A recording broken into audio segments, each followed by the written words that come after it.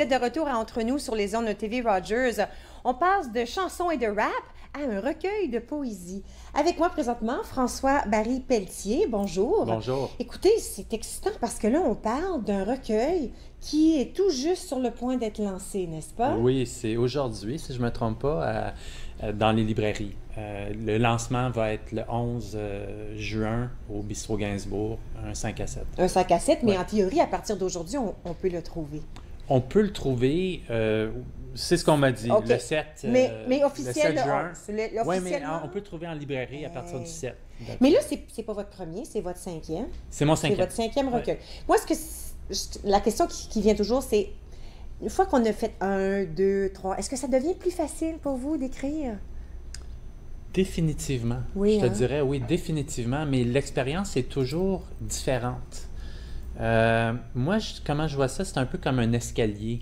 C'est comme, on évolue, mais ça revient toujours à une différente expérience. OK. Puis c'est sûr que c'est pas nécessairement c'est pas nécessairement en s'améliorant là, tu sais, mais je crois qu'il y a une amélioration, veut pas, parce que tu te perfectionnes quand Un même dans ton art. apprentissage. Il y a un apprentissage, tu sais, juste de créer par soi-même, on peut pas nécessairement se censurer, mais commencer parce qu'on travaille avec des éditeurs, tout ça, fait qu'on commence à comprendre un peu mieux ce qu'on peut dire, ce qu'on peut pas dire, ou comment mieux dire les choses. Puis, mais chaque recueil est une expérience complètement différente. Pour moi, c'est prendre une thématique qui se distingue, puis en faire quelque chose, puis la forme change aussi, là. C'est pas, on reste pas pareil là, dans notre façon d'écrire, ça évolue. Mais là, tout à l'heure, quand on se parlait, je vous ai dit, est-ce qu'il y a une différence, tu sais, entre celui-ci et ceux d'avant? Puis vous avez dit, oh oui, il y a une grande différence. Oui. C'est quoi la plus grande différence pour vous entre ce recueil et peut-être les autres? Bien, je dois dire, j'ai écrit beaucoup, pendant 8 ans, là, j'ai écrit une quinzaine de livres de poésie, peut-être plus. En tout, j'ai écrit une vingtaine de livres. OK. Ils sont pas nécessairement tous, ils sont pas tous publiés, évidemment. OK. Puis ils méritent peut-être pas tous non plus de l'être. OK. Puis il y en a certains qui sont venus se fondre les uns dans les autres, puis fait que finalement, tu sais, ça en fait moins. Mais sincèrement, c'est comme une suite, tu sais. La question c'était La différence entre celui-ci Oui. et les autres que vous aviez avant. Vous savez qu'il y avait une grande différence entre celui-ci en particulier. Ben, c'est-à-dire pas nécessairement une différence entre celui-ci puis les autres. C'est une suite un peu à mon troisième. OK. Parce que les 3 premiers recueils que j'ai écrits, ils étaient un petit peu en réaction les uns envers les autres. Compris. Puis là, le troisième que j'ai sorti, il s'appelle Les Trésors tamisés. Puis Oui. ça, j'ai eu une nomination pour le gouverneur général avec ce recueil-là. Fait que c'était Félicitations, vraiment oui. un grand succès. Puis celui-ci, c'est un peu une suite à ce recueil-là, D'accord. même si j'en ai publié un entre les deux. deux, Oui. qui était plus récent dans mon travail. D'accord. Puis c'est juste, je me suis dit, celui-là, il est très fort, il faudrait que je l'envoie tout de suite. Ça, c'est pour le 4e. Mais ça, c'est le 5e, puis c'est une suite à mon 3e. À votre 3e. Ouais. Puis ce qui est spécial avec lui, c'est vraiment la couverture. L'art qu'on voit, les gens peuvent le voir à l'écran présentement.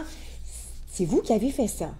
Ben, tu sais, ma thématique dans ce recueil-ci, c'est un peu, c'est le temple de vie, tu sais, c'est l'univers. C'est un peu une espèce d'hymne ou un chant à l'univers, donc au corps, puis à la matière. Puis la raison que je dis que ça fait un peu suite à Les Trésors tamisés, c'est parce que Les Trésors tamisés, c'était dans le contenu finalement de la vie, c'était une expérience spirituelle, c'était la sagesse, un peu de l'expérience de vie que j'avais accumulée. Puis ça, c'est un peu plus dans la thématique, tous les deux sont spirituels, mais celui-là, il est un peu plus métaphysique peut-être, je te dirais. Ouais. OK. Mais soit quand j'ai lu un tout petit peu à votre sujet, j'ai beaucoup aimé la phrase qui dit que vous croyez qu'il y a une mission assignée à chaque être humain. Il y a, tu sais, on a tous quelque chose qu'on devrait faire, qu'on devrait peut-être accomplir. Quand je vous écoute parler, je vois un peu de ça dans ce que vous dites au sujet de votre recueil. Bien, veut pas, on a des gènes. Fait que les gènes, c'est de l'information. Puis dans l'information, ben il il y a des des choses qui s'installent malgré nous. Qui sont préétablis dans le destin. Je veux dire, on pourrait dire que le destin, moi je pense que, bon, il y a le libre arbitre et tout ça, mais je pense qu'il y a une grande part de destin aussi parce qu'on est façonné pour se mettre dans certaines situations ou aller vers certaines choses ou vers certaines personnes. Puis si on pensait vraiment à ça, l'information du monde est déjà contenue dans toutes les choses du monde. Parce que, je veux dire, tout est information. Alors, ouais, c'est un peu... Ah non, je trouve ça génial. Ouais. J'aime beaucoup ça. J'aime aussi, quand on lit de la poésie, c'est vraiment comme de courts textes, n'est-ce pas? C'est comme des phrases, des proses.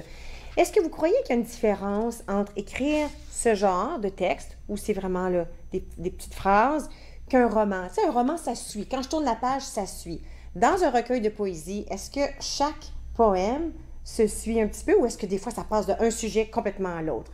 Ou est-ce que ça dépend de l'auteur? Plein de questions, là. Bien, moi, comment j'écris mes recueils de poésie depuis que j'en fais, c'est comme un roman. Puis ça se construit un peu de façon... bien, c'est une thématique. Il y a quelque chose qui m'intéresse beaucoup, puis là, j'explore cette thématique-là. Souvent, comment ça se produit, c'est avec les titres. Les titres, c'est comme des thèmes, mais c'est comme des étoiles qui, pour moi, me servent pour l'écriture. Puis là, à partir de là, je construis quelque chose qui n'est pas une histoire exactement, mais qui est une construction très réfléchie de cette thématique-là. Fait que finalement, il y a un point de chute. Tu sais, je veux dire, c'est construit comme une histoire, mais il n'y a pas de personnage. Oui. Mais sincèrement, il y a des points forts, il y a des points, tu sais, puis je pense que c'est fait pour le lire dans cet ordre-là. Oui, mais moi, je trouve que en lisant, j'en ai lu quelques-uns avant notre entrevue aujourd'hui, on ne peut pas le lire juste une fois. Comme souvent, je vais lire ce qui est écrit, puis là, je m'arrête, puis là, parce qu'il y a tellement des pensées intenses, des choses qui font réfléchir, qu'il faut le relire et le relire encore pour peut-être capter. Est-ce que c'est possible que pour moi, ce que je capte est différent de ce que mon voisin va capter? J'en ai parlé hier de ça à une entrevue à Radio-Canada, à la radio, parce que l'intervieweuse me disait, mais justement, tu sais, la poésie, on peut comprendre ou interpréter, tu sais, ce qu'on veut finalement. Et puis je dis, bien, tout à fait, puis c'est ça qui est désiré. Oui. Moi, je pense que c'est très important pas nécessairement de comprendre, mais c'est très important ce que le poète dit puis veut dire. Mais c'est comme quand on regarde une œuvre d'art au musée ou n'importe où.